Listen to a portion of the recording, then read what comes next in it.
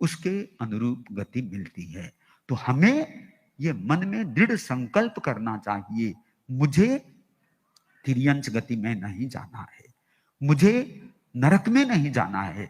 इसका मतलब ये दो गतियां खुली है, इसके बाद भी देव गति की कामना नहीं करना है, मनुष्य गति की कामना नहीं करना है।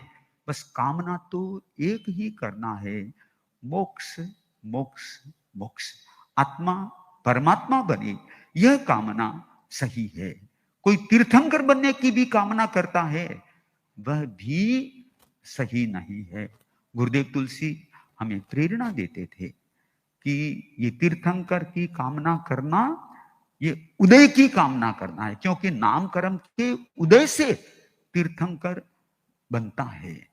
इसका मतलब उदय भाव की कामना कर ली, कर्मों के उदय भाव की कभी भी कामना नहीं करना होता है। कोई स्वर्ग की कामना करता है, यह भी गलत है। क्यों? कि ये सब भौतिक है, उदय है कर्मों का तभी ये होता है। पुण्य कर्म का भी उदय, उसकी भी कामना नहीं करना चाहिए। पर धर्म करेंगे तो साथ में पुण्य का बंधन होना ही है, उसको तो रोका नहीं जा सकता। पर कामना करके कभी भी अपने आप को पूर्ण फल से वंचित नहीं रखना चाहिए।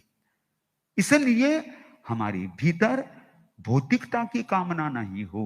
श्रीमद जयाचार्य फरमाते हैं, सुर सुखनी वांछा मन में नहीं कीजे रे, सुख सुर लोकना दुख हेतु कहीजे रे।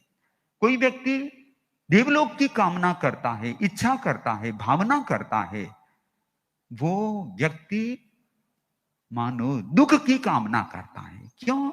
भौतिक सुखों की कामना करना, चक्रवर्ती बनने की कामना करना, वासुदेव बनने की कामना करना, विशिष्ट राजा बनने की कामना करना, ये कामनाएं तुमको नरक में धकेल देगी। एक बार तो तुम अपनी तपस्या साधना के फल स्वरूप वैसी स्थिति को प्राप्त कर लोगे, पर तुम्हें नरक मिलेगी, ये मान के चलना चाहिए।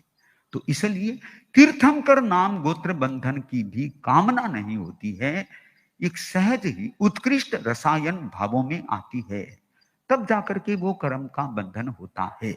और उसके लिए कोई भावना करता है, कभी तीर्थंकर नहीं बनता। भावना करने वाला कभी तीर्थंकर नहीं बनता। वो कर्म करने वाला अर्थात शुभ क्रिया में रहने वाला, शुभ योग में रहने वाला उतनी उत्कृष्ट पुण्य की प्रकृति का बंध कर लेता है और वह तीर्थंकर बन जाता है। उत्तराध्ययन में सेवा के प्रसंग में निर्बद्ध सेवा वैयावृत्य, उसके संदर्भ में प्रश्न उठाया गया कि वैयावृत्य से जीव को क्या उपलब्धि होती है। तो भगवान उत्तर देते हैं कि तीर्थंकर नाम गोत्र का बंधन भी इससे हो जाता है उत्कृष्ट रूप में। ये सब पुण्य है, पुण्य की आकांक्षा बिल्कुल भी नहीं करनी चाहिए। हमें केवल आत्मिक कामना करनी चाहिए। केवल ज्ञान आत्मिक कामना है, सिद्धत्व को प्राप्त करना आत्मिक कामना है। आत्मिक सुखों की कामना करो, भौतिक सुखों की कामना करने की अपेक्षा नहीं है।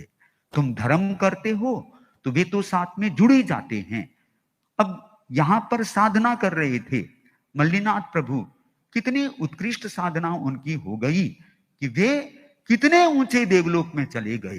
तो उन्होंने कोई कामना की थी कि मैं वहां जाऊं? बिल्कुल भी नहीं, कामना नहीं है। वो तो एक पड़ाव है, बीच में पड़ाव करना पड़ता है, पड़ाव रूप में एक स्वर्ग मिल जाता है। उसके बाद में फिर मनुष्य बन करके ही साधना करके आत्मा मोक्ष को प्राप्त करती है। इसलिए यहां आगमकार कहते हैं, कोई भी शीघ्र अपने विवेक को जागृत नहीं कर सकता, उसके लिए प्रयास करना पड़ता है। तम्हा समुत्थाय पहाय कामे, तुम प्रयास करो और कामनाओं को छोड़ दो। पहाय कामे, कामनाओं को छोड़ दो, इच्छाओं को छोड़ दो। ये जो भी भौतिक इच्छाएं हैं उन सबको छोड़ देना चाहिए।